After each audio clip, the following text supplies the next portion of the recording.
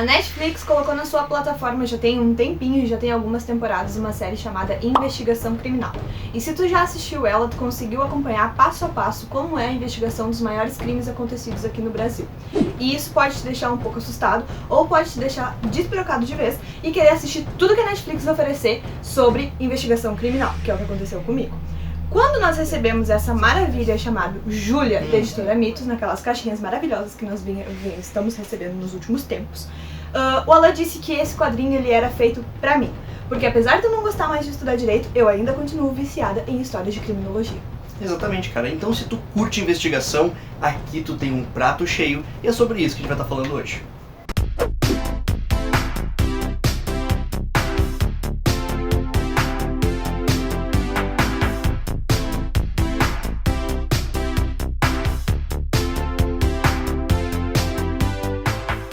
Há bastante tempo atrás, a Mitos Editora já vinha publicando J. Kendall, As Aventuras de uma Criminóloga.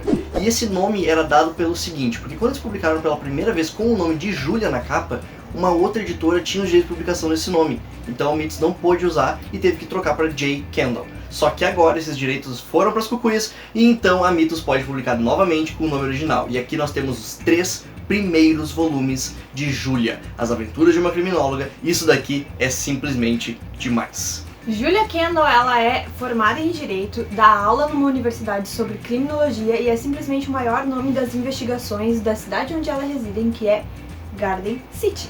Então tu pode pensar, cara, vocês vão falar de 3 volumes num programa só? Sim, a gente vai falar de 3 volumes porque esses 3 volumes estão totalmente conectados. É uma linha, é uma investigação só e ela começa aqui no primeiro volume de uma forma simplesmente aterradora. Porque quando tu abre o quadrinho, tu já sai com o assassinato acontecendo. E tu vai entendendo os motivos por trás disso tudo. E o bom de Júlia é que ele caminha numa forma linear, mas ele te deixa completar as coisas por ti mesmo. Então quando tu chegar no final desse volume aqui, tu mesmo pode descobrir que é um assassino antes da investigação. A Júlia passou por um trauma dentro de uma das investigações dela, o que afastou um pouco ela desse programa.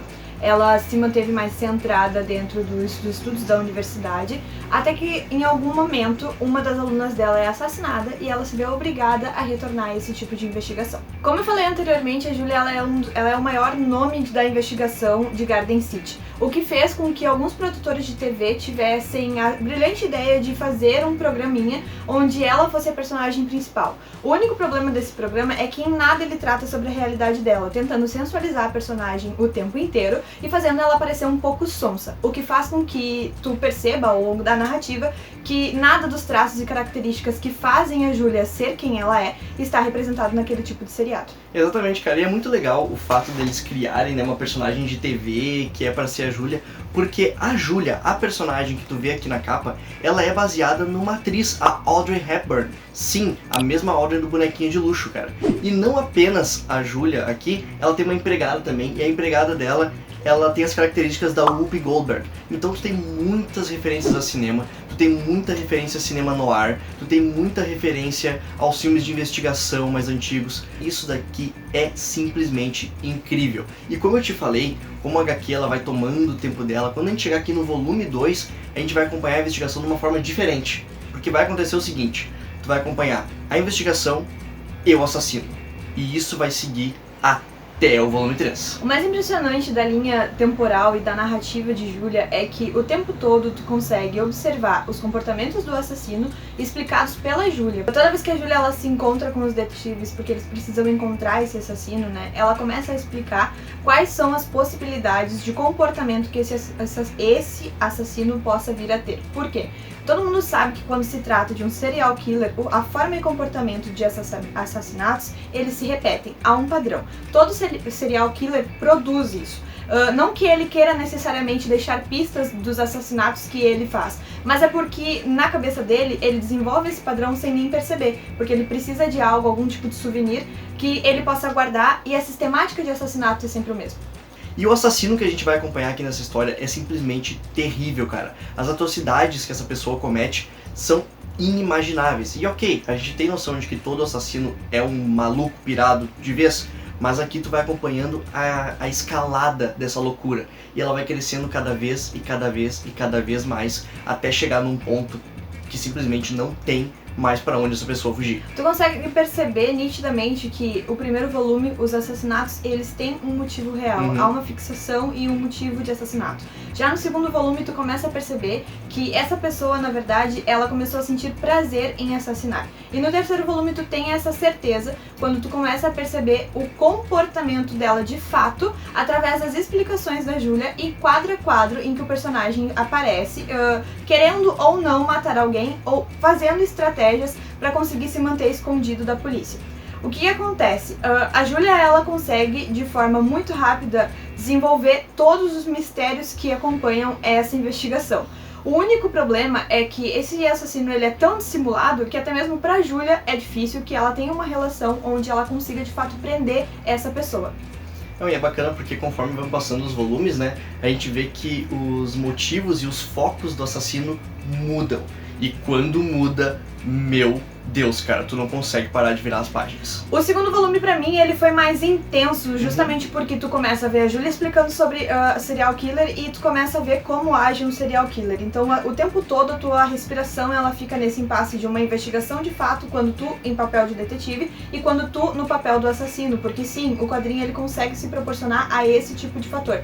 O único problema pra mim foi no terceiro volume, quando a cabeça do assassino realmente despiroca de vez e tu começa a pensar que realmente é uma doença e que a pessoa ela é lunática e que não há nada que a gente possa fazer pra mudar este comportamento, infelizmente, e que ela se perdeu de vez da sociedade, mas tu consegue perceber a frieza do personagem também. O meu único problema com o terceiro volume foi o desenvolvimento dele, que depois de uma série de assassinatos horrendos, eu não consegui comprar a ideia final do quadrinho. Sério? Sério. Porque eu comprei. Ah, De não boas. sei. Não, eu consegui comprar. Só se tiver... Não bota isso, tá? Não. Só... Porque eu acho que é spoiler. Só se...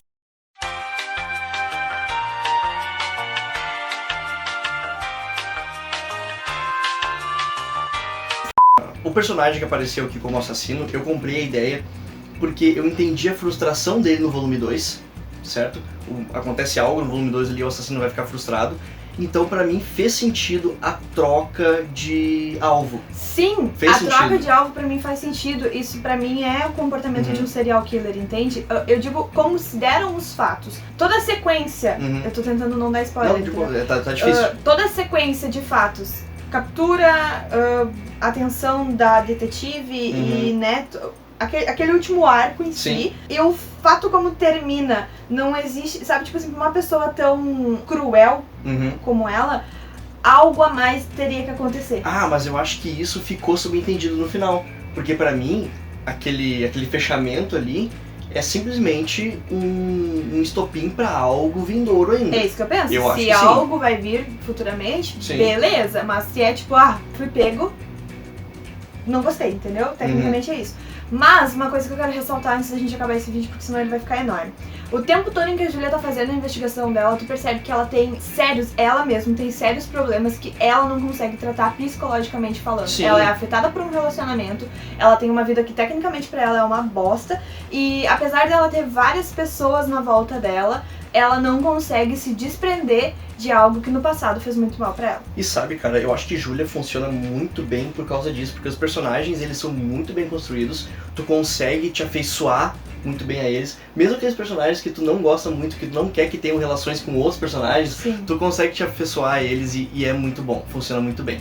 Mas agora a gente tem que falar pra vocês sobre a arte desse quadrinho que a gente não falou até agora. E aqui no primeiro volume, a arte é assinada pelo Luca Vanini. E sinceramente é o seguinte, ele usa muito preto, sério, muito preto mesmo, a ponto de que às vezes fica um pouco complicado discernir o que tá acontecendo. Acho que quando a gente trata de uma narrativa em preto e branco, uma narrativa gráfica em preto e branco, o uso abusivo de nanquim, ele se dá em alguns momentos que devem ser precisos.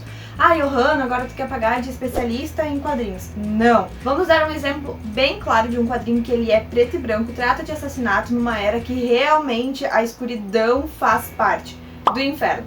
Ali não tem problema nenhum que as coisas sejam escuras e que por vezes tu não tenha nitidez, porque a época em que se passa a história te traz esse efeito de sombra. Beleza, passou. No caso de Julia, tu já tá anos luz à frente. Então, claro que uma pessoa que ela é morta num parque à meia-noite, há uma escuridão, ok. Agora, é 9 horas da manhã, a Júlia tá caminhando numa rua e tu não tem visibilidade nenhuma do que tá acontecendo ao redor dela, porque é tudo muito escuro, entende? Tu não consegue se prender dentro da narrativa, porque tu tá muito preocupado em tentar discernir o que ela queria te passar naquele momento. Só que todos esses problemas terminam quando tu chega aqui no volume 2, cara. Essa questão de narrativa gráfica, porque aqui o volume 2 é assinado a arte pelo Corrado Roy. Sim, o mesmo Corrado Roy daquele volume, daquela graphic novel do Dylan Dog com o Dario Argento. E meu Deus do céu, cara, a arte dele aqui no volume 2 de Júlia é simplesmente um desbunde. Tu tem todo o efeito que a narrativa precisa de dar, tu consegue visualizar as expressões de todos os personagens e também os cenários de crimes, o que te facilita muito na investigação junto com a Júlia. E cara, o sentimento que ele consegue passar na face dos personagens, a utilização de luz e sombra que ele faz aqui é muito melhor do que a do primeiro. Sim. Sensacional. E quando a gente chega no terceiro, eu acho que não ficou muito pra trás não. A arte é do Marco Soldi e do Luca Vanini também, do mesmo lado do primeiro, só que o Luca Vanini ele arte finaliza aqui só. E cara, ficou muito bom mesmo. Apesar de tu perceber que ele é mais carregado no preto novamente, tu consegue discernir tudo que os personagens estão vivenciando e consegue se ambientar muito bem em todas as partes da narrativa gráfica, o que pra mim não prejudicou em nada. Exatamente.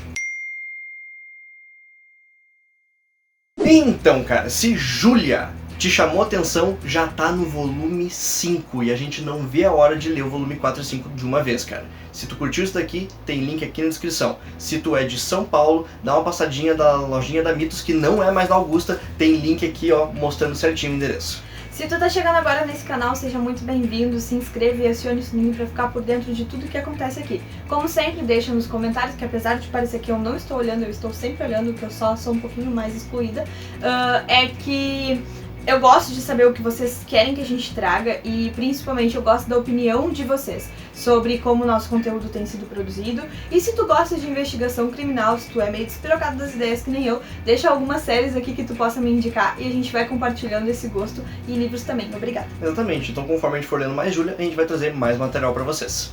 Beijo e até! Até mais!